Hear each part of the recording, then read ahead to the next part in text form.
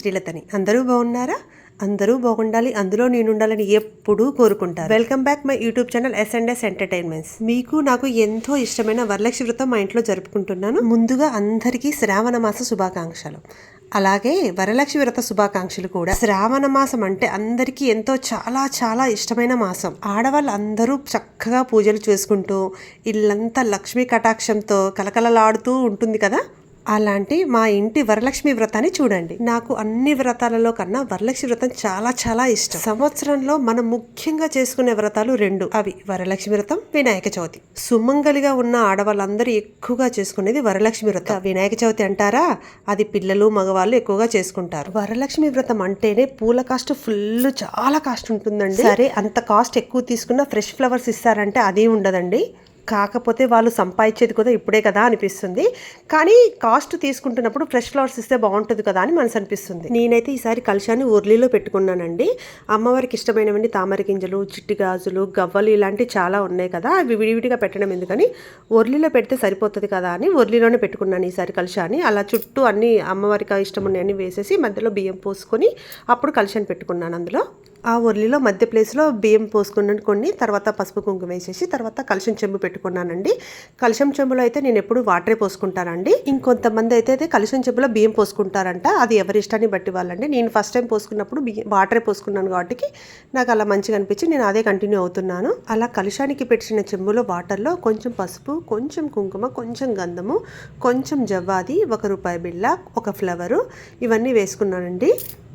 అసలు నిజం చెప్పాలంటే నానమ్మ, అమ్మమ్మ వాళ్ళప్పుడు ఎవ్వరూ కూడా ఈ వరలక్ష్మి వ్రతాన్ని చేసుకునే వాళ్ళు మాత్రం కాదండి.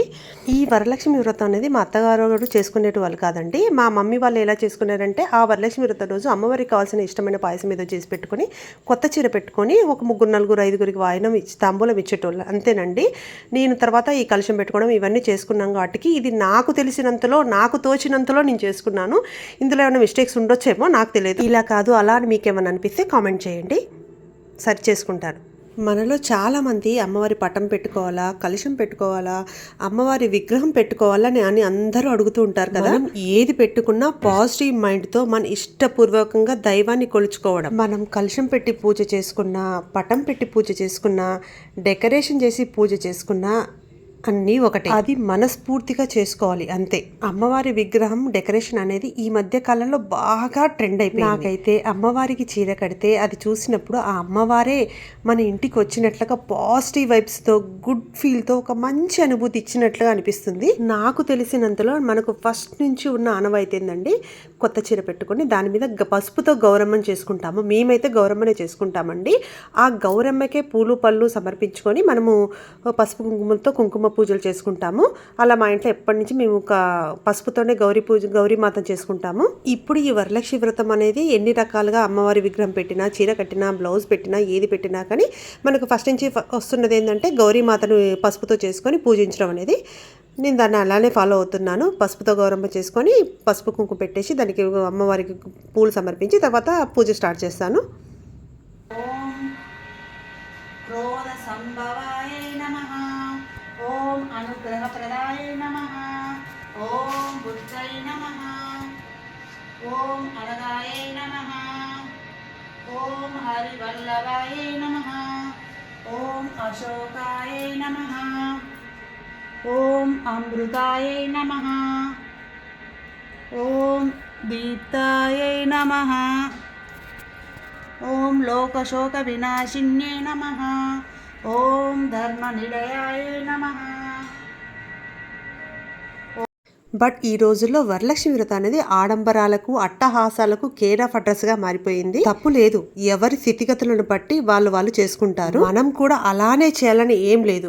మనకు తోచినట్టు, మనకు నచ్చినట్టు, మన వీలుని బట్టి మన వరలక్ష్మి వ్రతాన్ని మనం చేసుకోవచ్చు. నేనైతే నాకు తోచినట్లు మనస్ఫూర్తిగా అమ్మవారిని ఇంటికి ఆహ్వానిస్తున్నట్లు పూజ చేసుకున్నాను. నేనైతే వరలక్ష్మి వ్రతం ముందు రోజే తాంబూలానికి కావాల్సిన అన్ని సర్ది పెట్టుకున్నానండి. ఆకు, శనగలు ఇలాంటివి కాకుండా మిగతా అన్ని సర్ది పెట్టుకున్నాను. పట్టణం ఆ పట్టణం బంగారు ప్రాకారములతోడను, బంగారు గోడల గల ఇళ్లతోడ వలన గుడి ఉండను. అట్టి పట్టణమునందు చారుమతి యొక్క ఒక బ్రాహ్మణ స్త్రీ కలదు. ఆ వనితామని పెనిమిటిని దేవునితో సమానంగా వలిచి ప్రతిదినమున ఉదయమునే మెలుకొచ్చి స్నానం చేసి పుష్పములతో పెనిమిటిని పూజించిన విధవ అత్తమామలకు అనేక విధములైన ఉపచారములు చేసి ఇంటి పనులను చేసుకొని గయ్యాలిగాక మితముగాను ప్రియం